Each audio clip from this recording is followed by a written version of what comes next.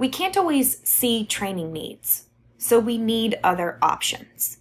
Another popular method is surveys or questionnaires with open-ended items and closed-ended items with Likert-type rating scales. By utilizing technology like SurveyMonkey and Qualtrics, we can inexpensively survey large groups of people and analyze the data. Plus, the administration process is cheaper now than it has ever been before. However, surveys have a few disadvantages that we need to consider for our context.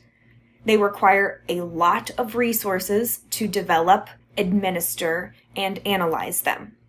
Unfortunately, they also have notoriously low response rates. I'm talking 10%, 15%, you'd be lucky to get 20%, depending on the audience, of course. And the quality of the data is only as good as the questions we ask. If our survey instrument has flaws, the data that we collect will also have flaws.